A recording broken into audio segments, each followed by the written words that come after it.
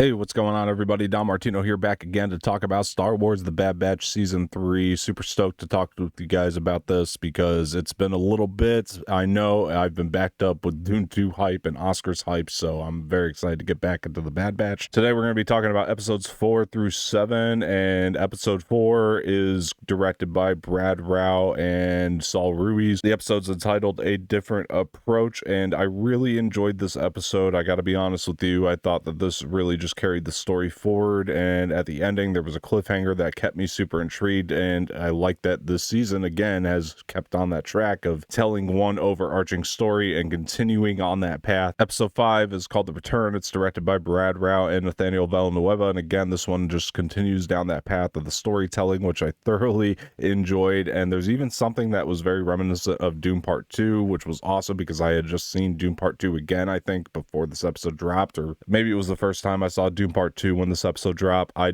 don't remember, but it was super cool to watch it. It does show that Star Wars is still ever so much inspired by Doom Part 2. Those of you who've seen it, you guys know what I'm talking about, or just Dune in general, obviously. Season 3, Episode 6 is called Infiltration, and I really enjoyed this one as well. This one's directed by Brad Rao and Stuart Lee, and this one introduces somewhat of a mystery to it, which I thoroughly enjoyed, and it really sets up its next episode, which is Season 3, Episode 7, Extraction. That one is directed by Brad Rao and Saul Ruiz once again, which this one is a lot more connected to the previous episode. Infiltration and Extraction go together very, very well. We are definitely coming to the final parts of the season. It's very evident, it's very clear, and again, I like that this one just sets up a mystery, keeps me intrigued, never ignores, even in its 5th episode, this show did not ignore the overarching story. It keeps developing the characters, it keeps like building toward that ending, and I'm just very excited to see where it all goes. I don't really have like a lot of like big spoilery thoughts for you guys at this point. I am just very curious to see who a certain somebody is, and if you guys have watched it, you know what I'm talking about. So that's pretty much my thoughts on the show. The animation looks fantastic, the characters are great. It's the best season of The Bad Batch. I still say it's must-watch television right now. If you guys are not caught up on The Bad Batch, I recommend getting caught up through 2 kind of boring seasons, but the payoff is all in this one, honestly, and I'm just thoroughly enjoying every bit of it. It's peak Star Wars, it's top tier. I'm just